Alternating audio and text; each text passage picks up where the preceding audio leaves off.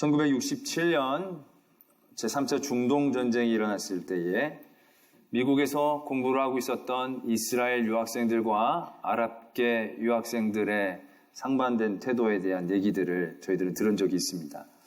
전쟁이 터지자 이스라엘 학생들은 바로 공항으로 달려가서 고국으로 들어가려고 했고, 아랍 유학생들은 나타나지 않았다, 이런 얘기들이 들려집니다.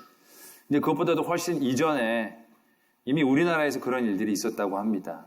6.25 우리 전쟁 당시에 우리가 초반에 전세가 굉장히 불리했지 않습니까? 낙동강까지 거의 밀려서 이제 거의 다 점령당하게 될 것 같은 위기 가운데 일본에 살고 있었던 우리나라 동포들이 의용군으로 참전을 하게 되었다는 것입니다.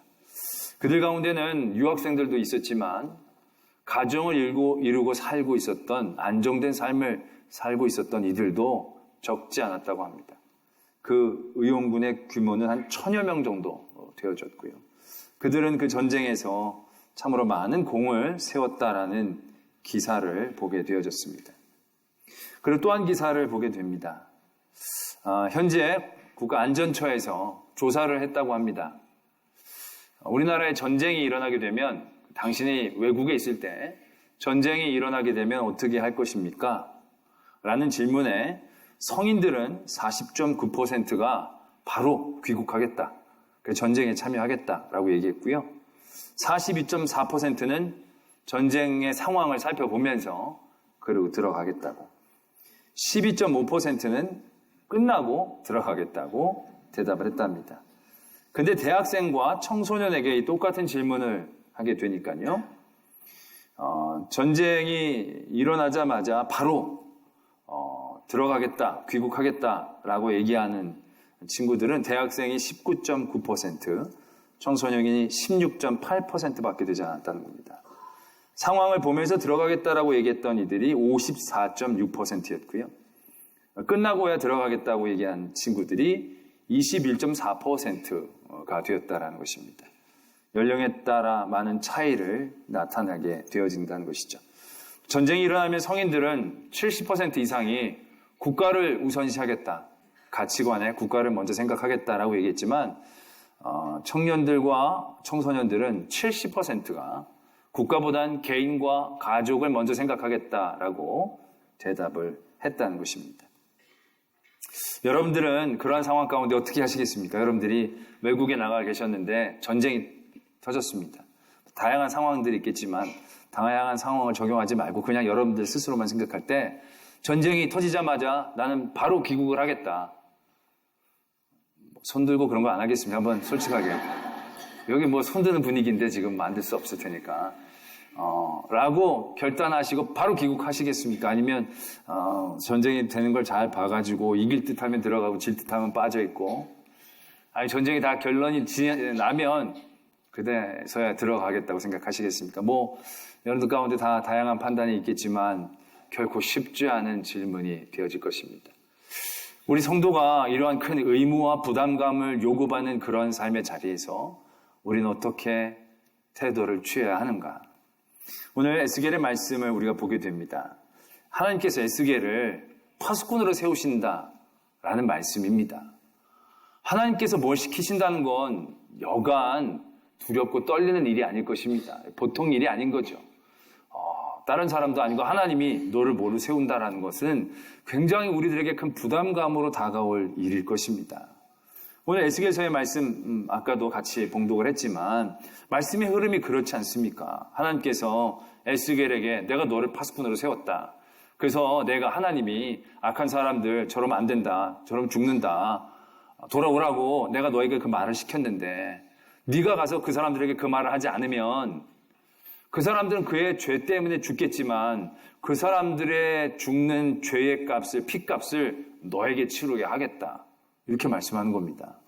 그리고 만약 네가 가서 그들에게 전했는데 그들이 돌아오면 괜찮지만 만약에 돌아오지 않으면 어떻게 하느냐? 그래도 네가 가서 전했다는 것만으로 그 사람들의 피값을 너에게 묻지는 않겠다. 그런 말씀으로 에스겔을 파수꾼으로 세우신다라는 그러한 말씀을 주고 계신다는 것입니다. 여러분들 이 말씀을 읽고 이 말씀을 접하실 때 여러분들 안에 느끼는 느낌이 어떻습니까? 감정이 어떻습니까? 야, 하나님께서 감투를 주시는구나. 이런 생각이 쉽지 않을 겁니다. 아휴, 에스겔 큰일 났다. 엄청난 일을 맡았구나. 엄청 부담되겠다. 라고 이 말씀을 느끼기 쉽다는 거죠. 왜냐하면 그 다음에 이렇게 쭉 연결되는 말씀이 너 안전하면 그 악한 사람이 죽는데도 그 사람의 죗값을 내가 치러야 되는 거니까 이게 여간 부담스럽지 않게 느껴진다라는 것입니다. 이 말씀뿐만이 아니라 모든 하나님께서 하나님의 어떤 의무와 책임을 주시는 많은 삶의 자리에 있는 사람들의 모습을 봐도 참 두렵고 떨리겠다라는 생각을 하게 됩니다. 하나님께서 모세를 부르실 때도 마찬가지죠. 하나님께서 모세에게 너를 통하여 백성을 인도하고 백성을 구출해 내겠다 얘기하십니다. 어떻게 보면 그 목동이었던 모세에게 지도자가 되게 해주신다는 얘기거든요. 근데 그게 그렇게 들리지 않지 않습니까?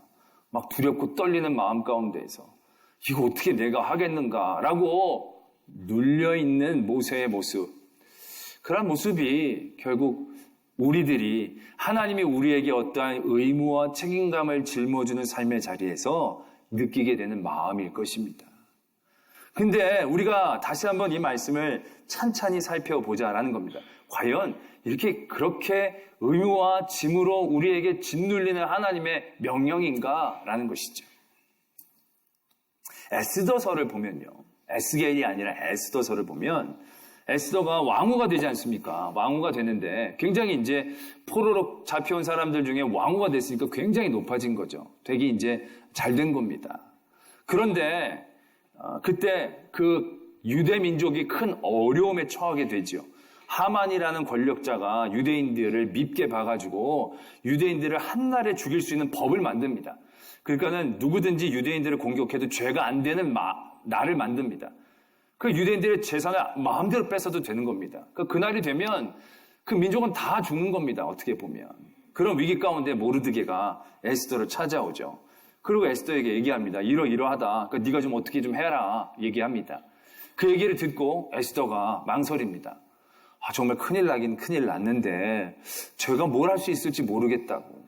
왜냐하면 이게 왕에게 가서 얘기를 해야 되는데 이 법이 왕이 부르지 않는데 가면 기분 나쁘면 죽을 수도 있다고. 근데 이미 왕이 나를 부르지 않은 지가 30일이 지났다고.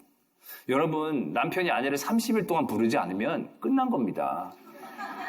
뭐 아무리 예쁜 할머니가 된다 할지라도 30일 동안이나 부르지 않았다는 건 이미 왕후에 대한 많은 개념이 없다라는 거죠. 그런 가운데에 에스더가 부르지도 않는데 왕 앞에 나간다는 건 쉽지 않습니까? 우리들 마음에는 에이 설마 나가면 죽이게 하겠어? 죽일 수 있다는 겁니다. 그냥 죽이려고 한 게 아니라 금을 내리지 않고 귀찮아서 등만 돌려도 그냥 끝나는 겁니다. 게임이. 그건 상당히 쉽지 않은 상황이다라는 얘기지요. 근데 그때 모르드게가 에스더에게 이렇게 얘기합니다. 만일 네가 잠잠하여 말이 없으면 유다인들은 다른 데로 말미암아 노임과 구원을 얻으리라. 그러나 너와 내 아버지의 집은 멸망하리라. 내가 왕후의 자리를 얻은 것이 이때를 위함이 아닌지 누가 알겠느냐. 모르드게가 이렇게 얘기를 합니다. 이 얘기를 가만히 들으면 협박이고 위협일 수 있습니다. 그렇죠. 네가 안 해도 돼. 네가 안 해도 우리는 어디든지 구원받을 수 있는 거야. 누구든지 하나님께서 우리를 구원코자 하면 왕후 너가 아니더라도 우리는 충분히 할 수 있어. 근데 너가 해야 할 자리에서 하지 않는다면 너와 내 아버지의 집은 멸망할 거야. 네가 왕후가 된 게 이때를 위함인지 어떻게 아느냐? 라는 얘기 굉장히 협박처럼 들립니다. 물론 협박처럼 한 얘기일 수도 있지만 그 얘기에는 굉장히 중요한 한 가지가 포함되어 있습니다. 다른 누구를 통하여서도 유다 민족들은 구원을 받을 수 있어. 그런데 하나님께서 너를 택하여 민족을 구원할 수 있는 자리를 허락하신 거야.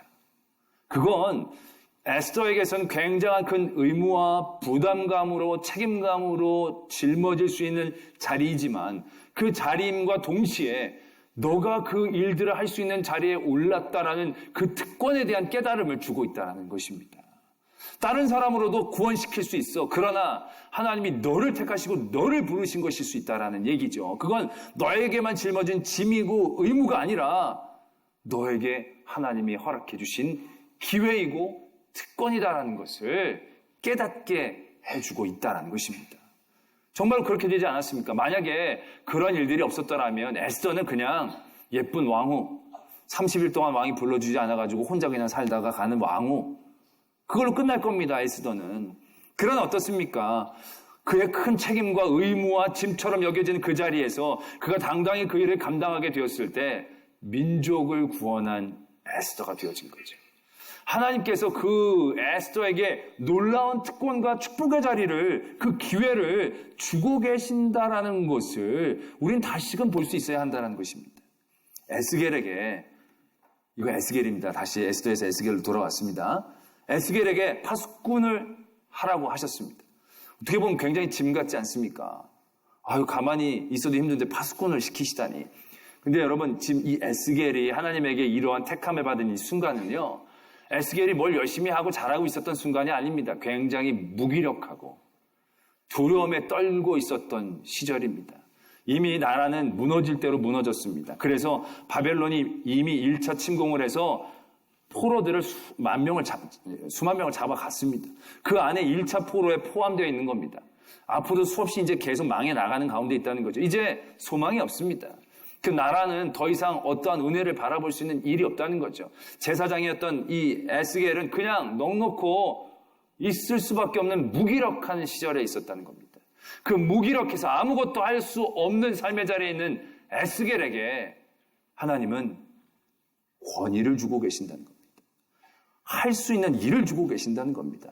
부담감, 책임감, 의무감이 아니라 그에게 특권을 주고 계신다라는 시점으로 바라볼 수 있어야 된다는 겁니다.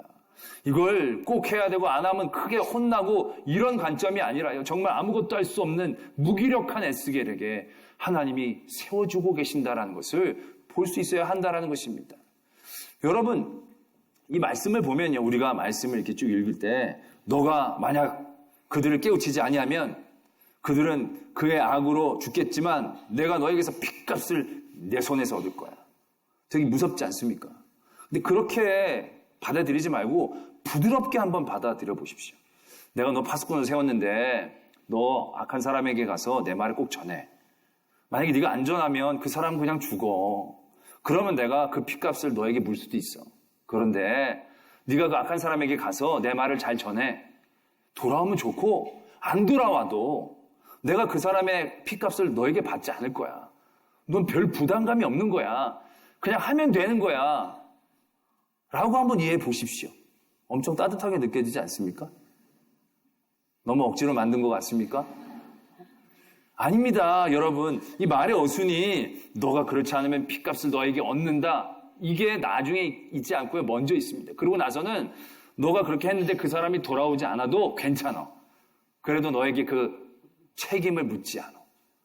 이 얘기가 얼마나 큰 위로가 되는 것이겠습니까? 그냥 세상처럼 어떤 책임을 맡기고 나면 그 책임을 감당하지 못하면 그것에 대한 뭔가의 벌을 내리는 게 아닙니다. 뭔가 우리가 잘하라고 얘기하는 게 아닙니다. 파수꾼을 세웠으니까 너는 파수를 잘하고 실수하면 안 돼. 이런 얘기가 아니라는 거죠. 그냥 파수꾼 하는 거야. 실수해도 괜찮아. 책임은 내가 지는 거야. 너는 하기만 하면 돼. 안 하는 게 문제지 하기만 하면 돼. 이거다라는 얘기입니다. 이게 굉장히 중요합니다. 왜냐하면 세상에서 보면 세상에 여러 가지 사람들이 좋아하는 자리들이 있지 않습니까? 그런 자리들을 왜 사람들이 자꾸 탐합니까? 그 자리라는 것은요, 그 자리에 갖고 있는 어떤 의무와 책임이 다 있습니다. 근데 의무와 책임보다는 그 자리가 갖고 있는 권리와 권위와 특권이 더 매력적이기 때문에 그걸 다 열심히 하려고 하지 않습니까? 국회의원이 얼마나 큰 의무를 지고 있습니까? 이 나라와 민족의 사명감이 얼마나 큽니까? 근데 제가 보면 그런 책임과 의무를 기뻐하면서 국회의원 자꾸 하시려는 거 아닌 것 같아요. 국회의원이 누리는 그 특권과 그 권리들, 그거 진짜 달콤한가 보더라고요. 그러니까 다들 그거 하시려고 얼마나 애를 씁니까? 그 선거 운동할 때 보면 저러다 허리 다 부러지실 것 같이 저렇게까지 해서 그거 하고 싶나? 근데 그렇게까지 해서 그거 하고 싶을 정도로 그게 특권이 매력이 있다라는 얘기죠. 만약 우리나라 대통령은 마지막 임기를 마치실 때는 나라를 위한 제물로 바쳐져야 된다고 한다면, 그런 책임과 의무가 있다고 한다면 누가 대통령을 하겠습니까? 4년, 5년 좀 하다가 바로 누가 그렇게 하겠습니까? 그 책임과 의무가 짓눌린다면 누가 그 자리에 나갈 수 있겠습니까? 국회의원들은 국회 마지막 끝날 때마다 다 손가락 하나씩 잘라서 내라 그러면 누가 그거 하겠습니까? 그 책임과 의무가 부담감이 보이지 않고 그 권리와 특권이 보이니까 그걸 막 서로 열심히 하려고 그러지 않습니까? 근데 하나님의 일은 어떻습니까? 이 숨겨진 놀라운 특권과 권리가 잘 보여지지 않는 거죠. 다 무섭게만 여겨지고 부담스럽게만 여겨지니까 도전이 잘 되지 않는 거죠. 아니, 누가 뭐 잘하라고 시킨 거 아닌데도 구역장 좀 하십시오. 그럼 아유, 전 못해요. 제가 구역하면 구역 다 말아 먹어요. 막 이래요. 말아 드셔도 되는 거거든요. 잘하라고 시킨 거 아니거든요. 구역장이 될 때 하나님께서 그 구역장 일을 하실 때 얼마나 그 구역의 일들을 도와주시고 함께 해주실 터인데 그 은혜와 특권은 별로 생각이 안 나고 사람들에게 전화하고 뭐 이렇게 하고 치이고 그 귀찮은 의무만 생각이 되니까 그게 잘 도전되어지지 않는 거잖아요. 증인이 되는 거, 복음을 전하는 거, 이건 천사도 흠모할 만한 얼마나 놀라운 특권임에도 불구하고 우리는 그런 일들을 맡을 때마다 늘 부담스러워 하잖아요. 아유, 나는 잘 못합니다. 잘하라고 그런 게 아니잖아요. 악인을 다 변화시키라는 얘기가 아닙니다. 돌아간 의인들을 꼭 다 붙잡아내라. 아니면 그 목숨 하나에 네 목숨 하나다. 이런 얘기가 아닌 거예요, 하나님은. 그럼에도 불구하고 우리는 하나님이 주신 모든 일들이 이 권리와 특권과 하나님이 주신 축복의 자리, 능력의 자리로 먼저 인식이 되는 게 아니고요. 무조건 눌리는 거예요. 하나님의 중심을 제대로 보지 않으려고 하니까 무조건 부담만 되는 거예요. 못하면 어떻게 되나 세상적 관점 가운데서 늘 피하려고만 하는 거죠. 그러니까 하나님의 그 놀라운 은혜를 누릴 수 있는 자리들을 우리가 잃어버릴 때가 너무너무 많이 있다는 것입니다. 에스겔이 처음부터 잘한 거 아닙니다. 이 사람도. 처음에 하나님이 파수꾼이 되라고 했는데 내 말을 전하라고 했는데 15절에 보면 그 중에 두려워 떨면서 7일을 지난 거예요. 이 사람도 두려워요. 잘 못한 거예요. 제대로 보지 못한 거죠. 그러니까 하나님이 다시금 말씀을 해주시는 겁니다. 되게 무섭게 이해되지만 여러분 이 말씀을 천천히 보면요. 무섭지 않아요. 하나도. 그냥 하면 되는 거예요. 잘하는 게 아니라 전하기만 하면 되는 건데 되게 쉽게 얘기해 주신 거거든요. 이거 너 무서워할 필요 없어. 너 그냥 하면 되는 거잖아. 하면 그 사람이 되든 아니든 그건 신경 안 써도 돼. 얼마나 이게 땅 짚고 헤엄치는 일인데 그냥 지레 겁먹고 부담되고 하나님이 하라 그러는 건 다들 무서워하고 부담스럽고 유익이 안 되는 것처럼 생각한다는 거죠. 그렇지 않다는 겁니다. 하나님이 우리를 파수꾼으로 세웠다. 놀라운 특권인 겁니다. 아브라함에게 본토 친척 아비 집을 떠나라. 되게 두려운 일이지 않습니까? 왜 집을 다 버리래. 그러나 버리라는 게 중요한 게 아니지 않습니까? 더 큰 하나님의 축복의 약속이 있기 때문에 나갈 수 있는 것 아니겠습니까? 모세가 그걸 내가 어떻게 합니까? 그러나 그것을 도전하게 될 때 그거 뭐 특별히 더 공부하고 자시고 한 건 없지만 하나님이 그를 대면하여 만나주시고 그를 통하여 얼마나 놀라운 은혜와 역사를 경험케 하셨는가를 분명히 깨달아야 한다는 것입니다. 우리의 일이 특권인지 의무인지 그걸 우리는 분명히 먼저 생각할 수 있어야 된다는 것입니다. 제가 목사로서 설교를 하는 거 이거 진짜 되게 부담스럽거든요. 주일 끝나고 한숨 안 보셨는데 바로 주일이에요. 그 다음이 또. 뭔 이렇게 주일이 빨리 오는지 모르겠어요. 저는 그냥 일월 이런 것 같아요. 이거. 그런데 답할 때마다 그런 생각을 해봅니다. 그게 얼마나 특권이냐고. 너가 지금 나이도 얼마 안 되는데 거기 서서 얘기하는데 너보다 나이도 훨씬 많으시고 많이 배우시고 똑똑한 분들이 꼼짝 못하고 들어야 되지 않냐. 얼마나 놀라운 이 하나님이 주시는 특권 아니면 이게 준비하는 건 좀 어렵지만 이게 준비해놓고 나면 그 다음에는 봐요. 여러분도 꼼짝 못하고 지금 다 듣고 있잖아요. 뭔 말을 하든지. 그렇게 생각하면 숨통이 트이는 거예요. 할만하다. 즐겁다. 가끔 그럴 때가 있다라는 얘기예요.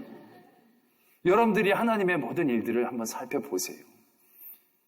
믿는다는 게 부담스럽고 또 믿음의 사람으로 여러 가지 여러분들에게 주어지는 의무와 책임이 힘들고 어렵습니까? 그러나 그건 뒤집어서 보면 다른 사람들은 가질 수 없는 놀라운 특권이다라는 것을 깨달으셔야 합니다. 그걸 특권이라고 생각한다면 그것이 얼마나 기쁘고 즐거운 일이 되겠냐는 거죠. 근데 많은 사람들이 그걸 그렇게 하지 못해요. 왜냐하면 우리가 하나님에 대한 오해가 너무 마음속에 깊이 자리 잡고 있기 때문에 그렇습니다. 달란트 비유에 보면 하나님이 주인이 종들에게 달란트를 줬어요. 그건 어떻게 보면 은혜이고요. 어떻게 보면 의무입니다. 그런데 그 달란트를 받은 종들이 그것으로 열심히 일했습니다. 그런데 한 달란트를 받은 종은 그렇게 하지 않았습니다. 왜 그랬냐면 그는 주인을 오해하고 있었거든요. 주인은 마음이 고든 사람이라 심지 않는 데서 거두고 해치지 않는 데서 모으는 사람인 줄 알아서 그 한 달란트를 땅바닥에 묻고 있었다는 겁니다. 주인이 그 달란트를 준 건 짐이 아니었거든요. 그냥 그것을 열심히 충성하면 그것으로 그에 대한 대가와 보상을 주고자 하시는 그 마음이었었거든요. 그런데 이 한 달란트 받은 사람은 그건 짐으로 받았다는 거죠. 그리고 하나님에 대한 오해로 그걸 처박아 버렸다는 겁니다. 그때 그가 얻었던 결말을 우리는 너무 잘 알고 있지 않느냐는 거죠. 하나님은 우리에게 이익을 남기라고 하시는 하나님이 아니시다라는 거죠. 이익을 남기면 그건 의무가 되고 짐이 되겠죠. 하나님 오늘 에스겔을 통하여 얘기하시죠. 그냥 해라는 겁니다. 모세를 보내실 때 모세가 이것 부족하다 저것 부족하다 했을 때 못한다고 안 시키신 게 아니잖아요. 하나님이 입술에 말을 넣어주시고 주관하시고 역사하시고 길을 열어주시고 먹을 걸 주시고 물을 주시고 하나님이 다 해주신 거잖아요. 모세는 그냥 흉내만 내고 신용만 낸 거잖아요. 하나님이 어떤 하나님이신 줄 안다면 모세가 애초에 그걸 알았더라면 왜 두려워하고 겁냈겠습니까? 그냥 가면 되죠. 하나님이 다 도와주시는데. 근데 그런 생각이 처음에 없었기 때문에 그게 짐과 의무로 다가왔기 때문에 처음에 두려워하고 주저했다는 것이죠. 그러나 나중에 그 모든 것들에 역사하신 하나님, 그 자리에 주신 그 특권과 그 놀라운 은혜를 경험한 모세는 거침없이 나갈 수 있게 되어지지 않습니까? 하나님 우리에게 그걸 원하고 계신다는 것입니다. 오늘 에스겔 말씀에도 보면요. 나중에 쭉 얘기가 가다가 보면 26절에 내가 너의 혀를 내 입천장에 붙게 하여 네가 말 못하는 자가 되어 그들을 꾸짖는 자가 되지 못하게 하리니 그들은 패악한 족속입니다. 그러나 내가 너와 말할 때에 내 입이 열리리니 너는 그들에게 이르기를 주 여호와의 말씀이 이러하시다 하라. 파수꾼을 세워주셨지만 하나님은 뭐라고 얘기하시냐면 내가 너의 입을 막기도 하고 내가 너의 입을 열기도 하겠다는 것입니다. 에스겔 자기가 알아서 막 힘들어 전전긍긍하라는 얘기가 아니라요. 하나님께서 전적으로 주관해 주시겠다라는 약속을 주고 계신다는 것입니다. 그래서 하나님은 에스겔서를 통하여 이스라엘의 벌과 유다의 저주에 대해 얘기하십니다. 많은 책망을 하고 계시죠. 그러나 그걸로 끝내지 아니하십니다. 마른 뼈가 살아나는 놀라운 회복의 역사를 하나님의 에스겔을 통하여 전하게 하신다는 거죠. 그게 에스겔의 능력입니까? 아니죠. 에스겔은 그냥 한 겁니다. 하기만 하면 된 겁니다. 그 특권의 자리, 그 축복의 자리, 능력의 자리에 그냥 서 있기만 하면 하나님이 그를 전적으로 주관하여 주셔서 인도해 주시고 보게 해 주신다라는 것입니다. 우리는 내가 다 해야 하는 줄로 생각한다는 거죠. 하나님은 시키시고 외면하시는 하나님이신 줄로 생각한다는 겁니다. 하나님은 마음이 곧으신 분이고 심지 않는 데서 거두실 수도 있는 분이라고 우리의 마음속 깊이 그러한 생각을 갖고 있을 때가 많이 있다는 겁니다. 절대 그렇지 않습니다. 하나님은 우리를 자녀 삼아주시고 알아서 하라고 하시는 분이 아닙니다. 모든 일들 가운데 주관자가 되십니다. 너희들이 내 증인이 되라고 할 때 너희들이 알아서 증언하라고 하시지 않습니다. 보혜사 성령을 우리에게 내려주셔서 그 성령을 통해 하나님의 일들이 이루어지게 우리를 이끌어주시는 하나님이심을 우리는 분명히 확신해야 된다는 것입니다. 때문에 우리의 모든 믿음의 자리는 축복이고 특권입니다.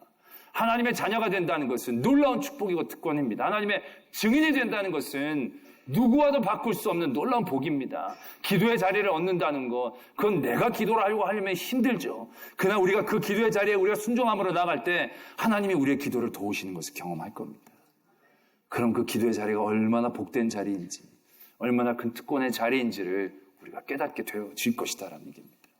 우리의 모든 믿음의 삶의 여정 가운데 우리의 부담감, 의무, 책임, 거기에 매이지 않기를 원합니다. 그 일들을 감당할 때 우리에게 부어주시는 하나님의 놀라운 은혜와 능력과 특권을 기억할 수 있기를 바랍니다. 그리고 그것으로 기쁜 마음으로 그 일들을 도전할 때 하나님은 우리를 더 큰 은혜의 자리로 인도하여 주실 줄로 믿습니다. 기도하겠습니다.